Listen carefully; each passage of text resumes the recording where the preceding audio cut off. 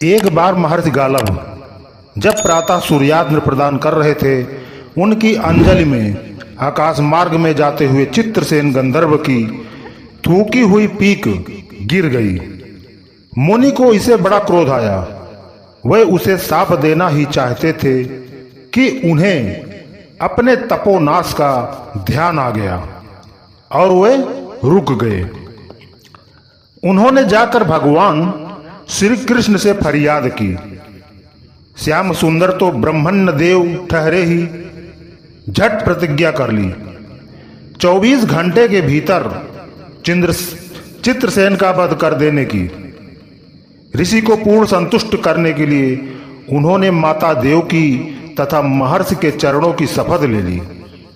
गालव जी अपनी लौटे ही थे कि देवर्षि नारद बीड़ा झंकारते पहुंच गए। भगवान ने उनका स्वागत आतिथ्य किया। शांत होने पर नारद जी ने कहा, प्रभो, आप तो परमानंद कंद कहे जाते हैं। आपके दर्शन से लोग विषाद मुक्त हो जाते हैं, पर पता नहीं क्यों आज आपके मुख कमल पर विषाद की रेखा दिख रही है। इस पर श्याम सुंदर ने गालव जी के सारे प्रसंग को सुनाकर अपनी प्रतिज्ञा सुनाई। अब नारद जी को कैसा चैन, आनंद आ गया। झटपट चले और पहुंचे चित्रसेन के पास। चित्रसेन भी उनके चरणों में गिर अपनी कुंडली आदि लाकर ग्रह दशा पूछने लगे।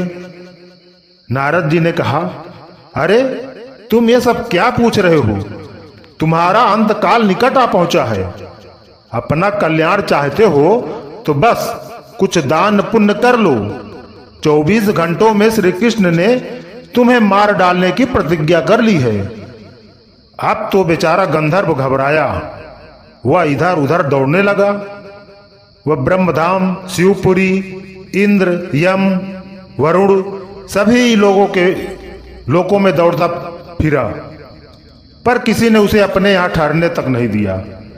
श्री कृष्ण से शत्रुता कौन उधार ले?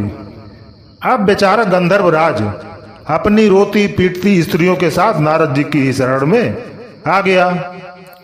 नारद जी दयालु तो ठहरे ही, बोले, अच्छा यमुना तट पर चलो। वहां जाकर एक स्थान को दिखाकर कहा, आज आधी रात को यहां एक स्त्री आएगी। उस समय तुम ऊंचे स्वर में विलाप करते रहना। वह स्त्री तुम्हें बचा लेगी, पर ध्यान रखना, जब तक वह तुम्हारे कष्ट दूर कर देने की प्रतिज्ञा न कर ले, तब तक तुम अपने कष्ट का कारण भूल कर भी मत बताना। नारद जी भी विचित्र ठहरे। एक ओर तो चित्रसेन को यह समझाया और दूसरी ओर पहुंच गए अर्जुन के महल में, सुभद्रा के पास। उनसे बोले, सुभद्रे, आज का पर्व बड़ा ही महत्वपूर्ण है। आज आधी रात को यमुना स्नान करने तथा दीन की रक्षा करने से अच्छे पुण्य की प्राप्ति होगी। आधी रात को सुभद्रा अपनी एक दो सहेलियों के साथ यमुना स्नान को पहुंची। वहां उन्हें रोने की आवाज सुनाई पड़ी। नारद जी ने दीनोद्धार का महत्व बतला ही रखा था। सुभद्रा ने सोचा, चलो अच्छे पुण्य लूट ही लूं। वह तुरंत उधर गई तो चित्रसेन रोता मिला। उन्होंने लाख पूछा, पर वो बिना प्रतिज्ञा के बतलाए ही नहीं।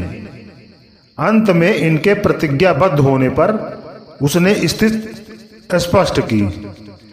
अब तो यह सुनकर सुभद्रा बड़े धर्म संकट में और असमंजस में पड़ गई। एक ओर श्री कृष्ण की प्रतिज्ञा, वो भी ब्राह्मण के लिए, दूसरी ओर अपनी प्रतिज्ञा। अंत में शरणागत त्राण का निश्चय करके वह उसे अपने साथ ले गई। घर जाकर उन्होंने सारी परिस्थिति अर्जुन के सामने रखी। अर्जुन का चित्रसेन मित्र भी था। अर्जुन ने सुभद्रा को सांत्वना दी और कहा कि तुम्हारी प्रतिज्ञा पूरी होगी।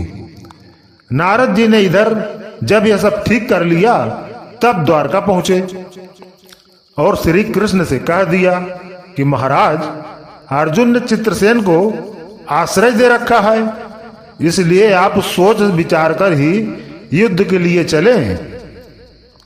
भगवान ने कहा, नारद जी, एक बार आप मेरी ओर से अर्जुन को समझाकर लौटने की चेष्टा करके तो देखिए। अब देवर्षि नारद पुनः दौड़े हुए द्वारका से इंद्रप्रस्थ पहुंचे।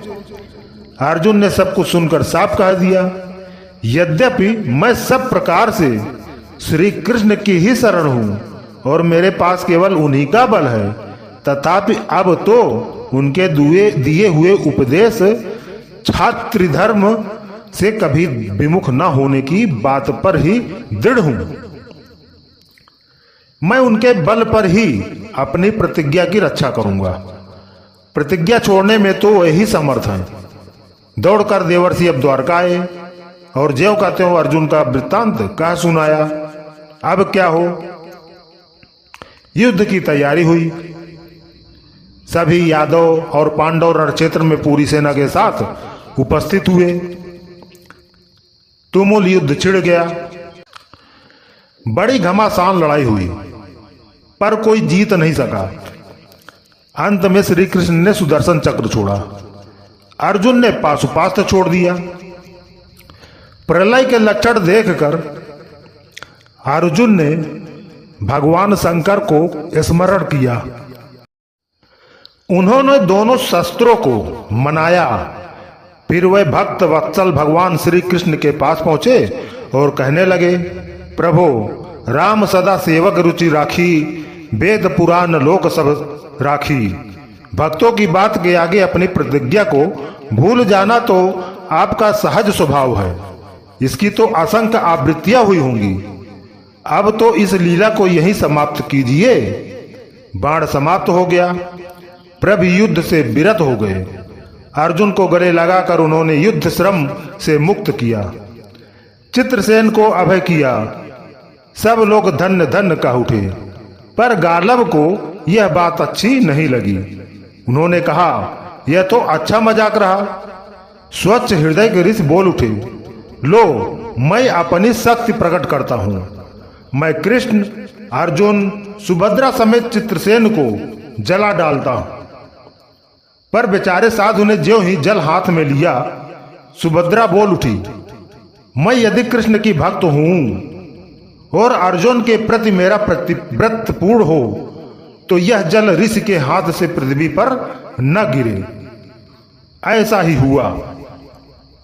गालो बड़े लज्जित हुए। उन्होंने प्रभु को नमस्कार किया और वे अपने स्थान पर लौट गए। तदंतर सभी अपने अपने स्थान को पधार गए। तो दोस्तों, आज की हमारी ये स्टोरी अच्छी लगी हो तो शेयर करें, लाइक करें और चैनल को सब्सक्राइब कर दें इस तरह के वीडियो पाने के लिए। धन्यवाद।